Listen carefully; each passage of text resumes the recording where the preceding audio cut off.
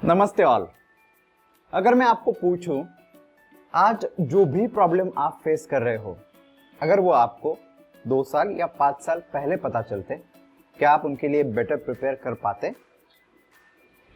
मुझे लगता है मोस्ट ऑफ यू, ज़्यादातर लोग इसका जवाब हाँ में देंगे, राइट?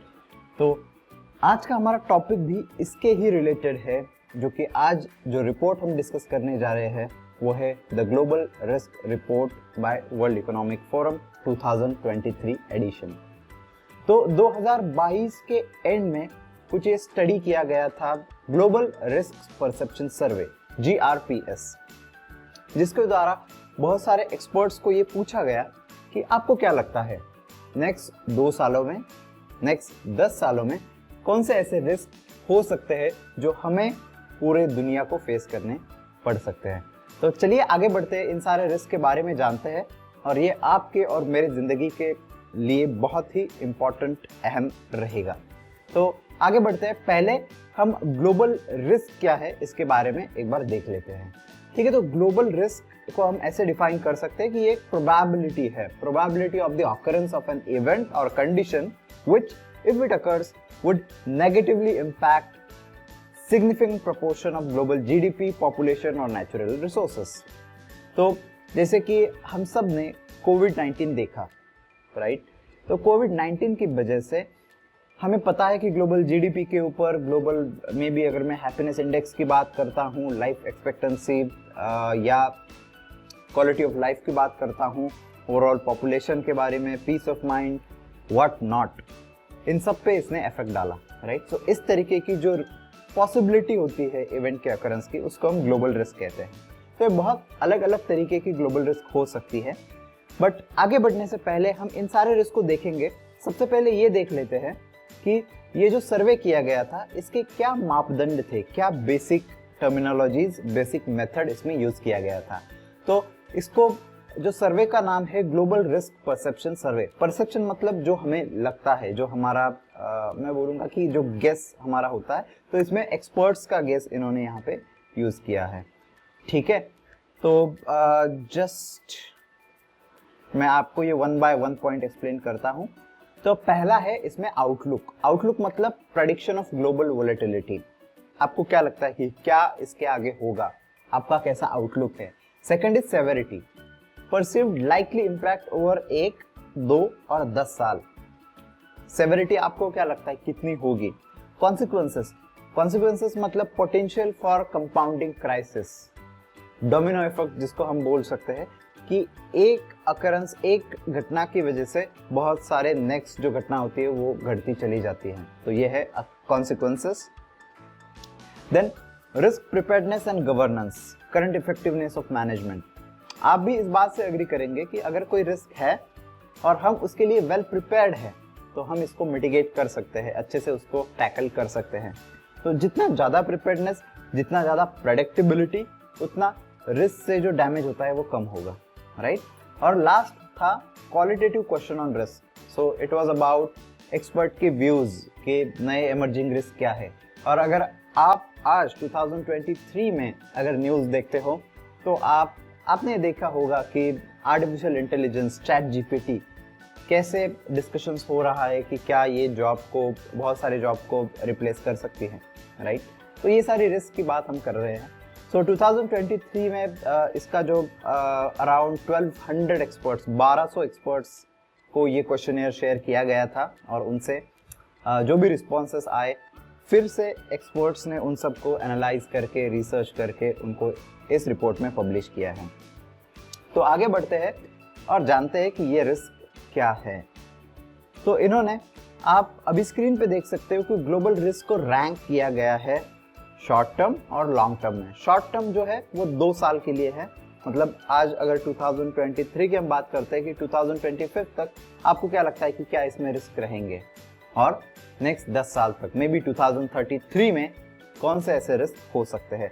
तो टॉप 10 रिस्क यहाँ पे आप देख सकते हो, और इन सारे रिस्क को हमने यहाँ पे रिपोर्ट में अलग अलग कैटेगरी में डिवाइड किया गया है। आप यहाँ पे बेसिक 5 कैटेगरी देख सकते हैं। इकोनॉमिक, जो कि इकोनॉमी के रिलेटेड है या पैसों के रिलेटेड है। सेकंड एनवायरमेंटल, जो नेचर के रिलेटेड है। थर्ड जियोपॉलिटिकल, जियोपॉलिटिकल मतलब वॉर्स होते हैं या फिर सीमा में टेंशन होता है, राइट, तो उस तरीके से। फोर्थ इज सोसाइटल, सोसाइटी में जो कुछ हम सोशल एस्पेक्ट्स की बात करते हैं वो। और लास्ट इज टेक्नोलॉजिकल। तो इसमें हम अभी 2 साल के और 10 साल के बारे में बात करेंगे। फर्स्ट अगर 2 साल का आप एनालाइज करोगे तो फर्स्ट जो रिस्क बहुत सारे लोगों को लगा है वो है कॉस्ट ऑफ लिविंग क्राइसिस।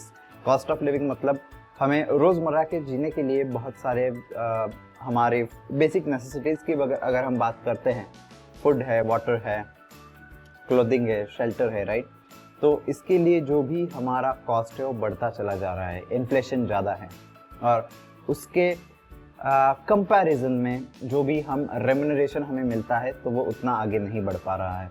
तो बहुत सारे लोगों को ये डिफ़िकल्ट लग रहा है कि कैसे वो आगे आने वाले टाइम में सर्वाइव करेंगे।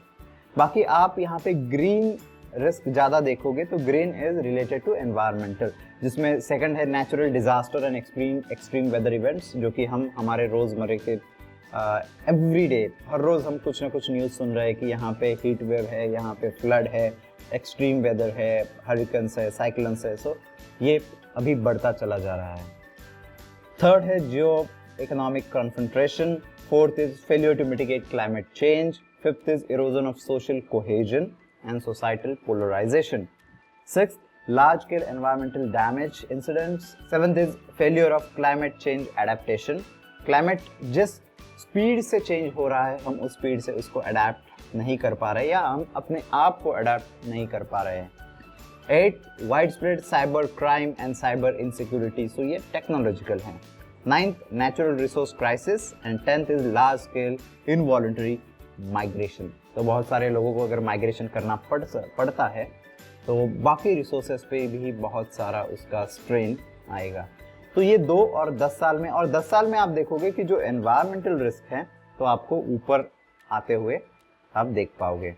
तो बहरहाल हम इस वीडियो के अंत में मैं आपको इसका रिपोर्ट भी एक शॉर्ट टाइम के लिए दिखा दूंगा सो दैट आप इसको और पढ़ के इसके इंसाइट्स आप ले पाए। अगर आज के क्राइसिस की हम बात करते हैं तो मैं ये आपको 2 मिनट में यहाँ पे दिखा देता हूँ। यस, अभी जो स्क्रीन पे आप देख सकते हो जो है करंट मैनिफेस्टिंग रिस्क। आज की हम बात करते हैं, एक्स एक्सिस पे है ranking, higher ranking towards right. Y axis पे है शेयर ऑफ रिस्पोंडेंट, मतलब कितने ज़्यादा लोगों को ये लगता है कि ये रिस्क अभी के लिए हमारे लिए है। तो यहाँ पे आप राइट साइड में ज़्यादा रैंकिंग में आप देख सकते हो कॉस्ट ऑफ लिविंग क्राइसिस और एनर्जी सप्लाई क्राइसिस और राइजिंग इन्फ्लेशन। तो ये सारे आप एक्सट्रीम राइट और टॉप में देखोगे। बहुत सारे लोगों को ऐसे लगता है कि ये रिस्क है, राइट।